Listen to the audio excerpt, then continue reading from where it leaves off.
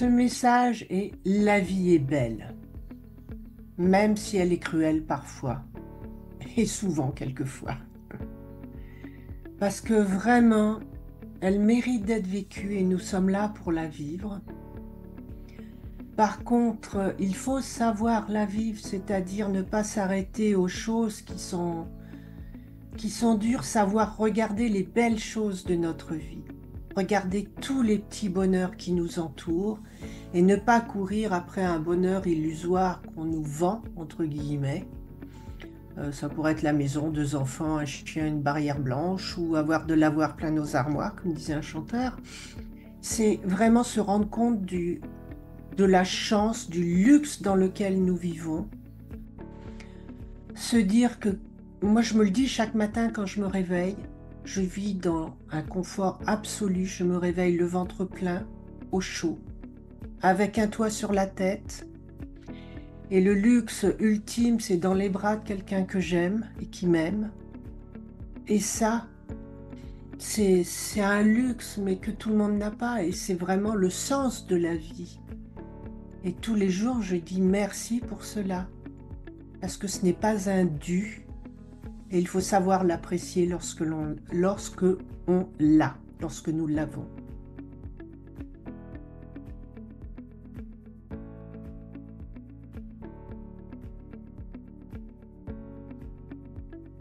Alors, ce moment clé, je l'ai eu il y a très longtemps, puisque ça fait presque 40 ans.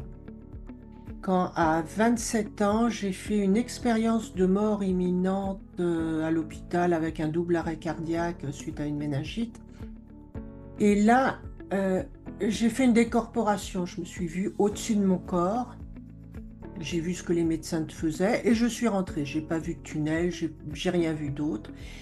Mais quand je me suis réveillée quelques jours ou quelques semaines après, vraiment, je savais que la mort n'existait pas, qu'elle n'était qu'un passage, qu'il y avait autre chose qui m'attendait, quelque chose de plus grand, de plus, je peux même pas dire de plus beau, mais qui était bien, puisque j'étais vraiment bien là-haut.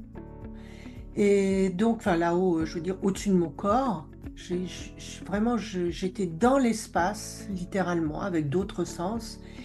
Et donc, j'en suis revenue avec plus du tout de peur de la mort. Et là, c'est une foi que j'ai en moi, vraiment, que j'ai intégrée dans mes cellules, parce que je peux dire, je sais. Ça m'est impossible de l'expliquer, mais je sais. Et je n'en ai plus peur.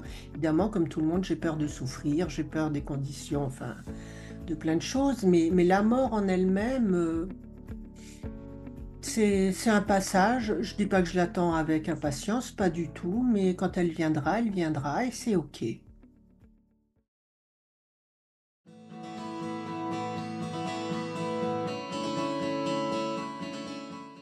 Alors je dirais, toi qui m'écoutes, sois toi-même. Car c'est ta lumière qui irradie, c'est pas le manteau, le masque que tu essayes de porter pour te faire aimer, pour ne pas te faire juger. Ce que j'ai fait moi-même pendant de longues années, c'est pas ça qui importe aux personnes qui sont en face de toi. Elles t'aiment pour toi, pour ta lumière intérieure, pour tout ce que tu irradies. Et j'aurais une seconde parole, c'est ne perds pas ton énergie à ressasser le passé, à te dire j'aurais dû, il aurait mieux valu, et à te culpabiliser. C'est passé, tu as fait du mieux que tu pouvais au moment où tu le pouvais. Et tu ne peux plus rien y changer. Et ne perds pas non plus ton énergie à t'angoisser pour l'avenir. De toute façon, tu ne pourras rien y changer non plus. Garde toute cette énergie pour toi et pour vivre l'instant présent. Et je rajouterais, vis-le avec le sourire, même si c'est dur. Parce que si tu offres ce sourire, d'abord tu te l'offres à toi, parce que ça crée des endorphines, et ça te fait que tu es mieux de mieux, quoi que tu vives, et je sais ce qu'il en est, parce que je viens de traverser 3 cancers, donc c'était pas drôle tous les jours, mais j'essayais de sourire, et au bout d'un moment, ça devient en soi.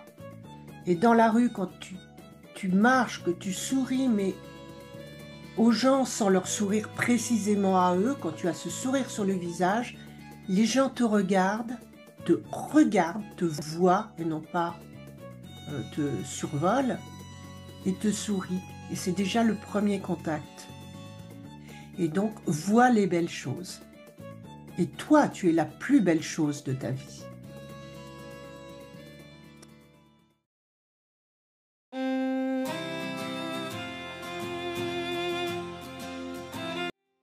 D'abord, embrasser notre amour pour nous-mêmes. Et Dieu sait que c'est difficile de s'aimer. Parce qu'on nous a appris à être dur avec nous-mêmes.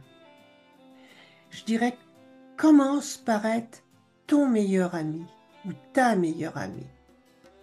Quand tu te critiques, que tu dis, comme moi je me disais, j'ai des rides là, je suis grosse, aujourd'hui j'ai une mauvaise mine, eh bien, dis-toi, tu as ton ou ta meilleure amie à côté de toi, qu'est-ce qu'elle te dirait? Elle ne dirait pas, excusez-moi l'expression, tu as une sale tête. Elle te dirait, mais ma chérie, c'est pas grave, tu es belle ou tu es beau. Eh bien, sois ton meilleur ami ou sois ta meilleure amie. Et ça, c'est dur de faire ce switch, de faire ce pas de côté et de se voir de l'extérieur. Mais en fin de compte, les personnes qui sont les plus dures avec nous-mêmes, c'est nous, ce sont nous. Et il faut arrêter d'être dur avec soi-même.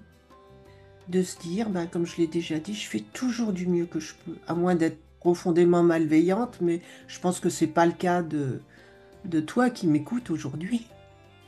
Je fais du mieux et je suis humaine et donc il y a des fois mon mieux il n'est pas top.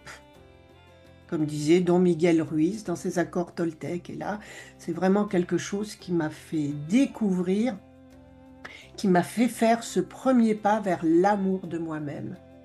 Je fais toujours du mieux que je le peux et mon mieux varie de jour en jour et de minute en minute.